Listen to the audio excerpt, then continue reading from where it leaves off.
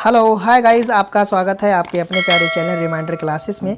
Guys हम फिर आपके सामने हाजिर हैं एक नई वीडियो के साथ लेके एक नई वीडियो के साथ। और जैसे कि गाइस आप देख पा रहे होंगे, आज हम बात करने वाले हैं एक इम्पॉर्टेंट टॉपिक है संविधान की जो भाषाएं हैं, हमारे संविधान में जो भाषाएं हैं उनकी हम बात करेंगे भाई गाइस, क्योंकि भाषाओं का बहुत इंपॉर्टेंट रोल है। कुछ भाषाओं के आधार पर हमारे भारत में राज्य भी बनाए गए और उसके बाद में क्या हुआ कि भाई अच्छा, इतनी भाषा होने का ये क्या रीज़न है? क्योंकि हमारे संविधान में बहुत सारी विविधताएं हैं। हमारे भारत में देखें कि नॉर्थ में कोई अलग भाषा बोली जा रही है, साउथ में अलग भाषा बोली जा रही है, ईस्ट में अलग है और वेस्ट में अलग है।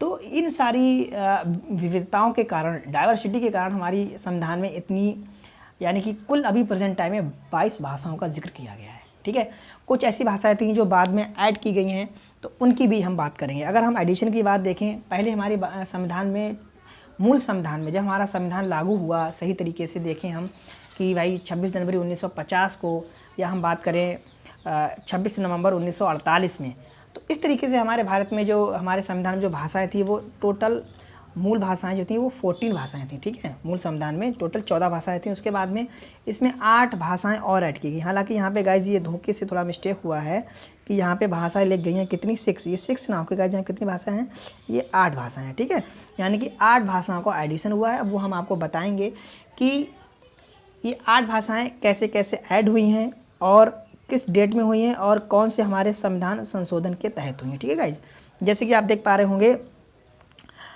तो हमने बताया आपको हमारे संविधान में मूल भाषा कितनी, 14 थी मूल संविधान में। उसके बाद में अभी कितनी हैं, 22 भाषाएं हैं। उसके बाद में कौन सा अनुच्छेद है, तो 343 हमारा जो है वो अनुच्छेद है। वो किससे संबंधित है कि राज्य की जो संघ की जो राजभाषा होगी उसके बारे में बताया गया। हालांकि अगर हम और अनुच्छेद देखें इसके, तो आप देख पा रहे होंगे गाइज 343 से 351। ठीक है, 343 से लेके सॉरी गाइज 351 तक को हमारे यहाँ पे आर्टिकल्स हैं। हम उन सब की बात करेंगे। हालांकि पहले हम शुरू से देखते हैं कि जो हमारी पहली भाषा इसमें ऐड की गई है वो सिंधी भाषा है। और ये कब ऐड की गई, ये जो है 1967 में इसको ऐड किया गया है। और कौन से संविधान के संशोधन के तहत, 21वां संविधान संशोधन हुआ है। ठीक है, अच्छा, ये अगर हम देखें कि संविधान संशोधन हमारे भारत में किस आर्टिकल के तहत होता है, तो 368 का जो अनुच्छेद है उसके तहत हमारे भारत में संविधान में संशोधन होता है।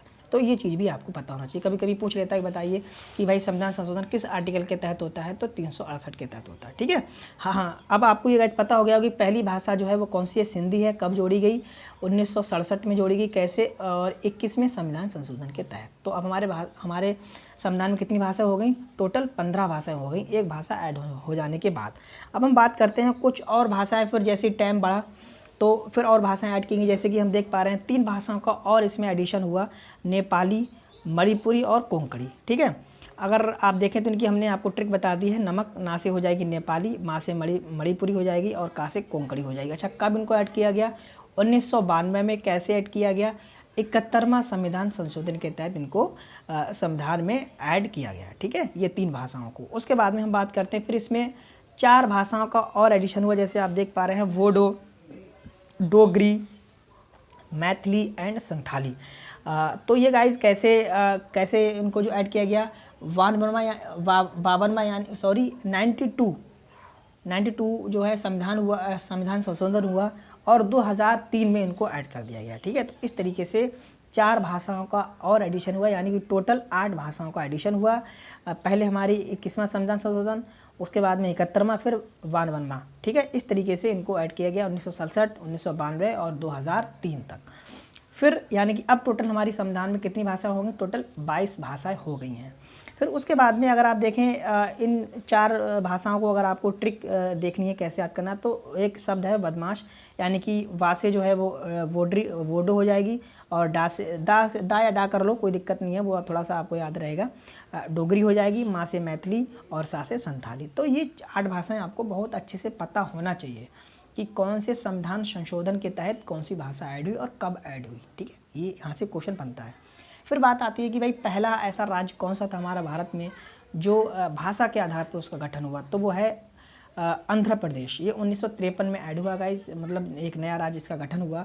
और इसकी अगर भाषा की बात करें, इसकी राज्य की भाषा कौन सी है, तो वो है तेलुगु। ठीक है, अच्छा, अब हम बात करते हैं कि भाई अनुच्छेद कौन कौन से, जैसे कि 343 से 351 तक है। 343 में ये बताया गया कि संघ की राजभाषा हिंदी है। 344 में बताया गया कि भाषा के लिए गठित समिति एंड आयोग, आप भाषा के लिए कोई भी समिति या जो है आयोग का गठन कर सकते हैं। 344 में बताया गया, ठीक है। फिर 348 में यानी 348 में ये बताया गया है गाइज कि हाई कोर्ट और सुप्रीम कोर्ट की भाषा क्या होगी।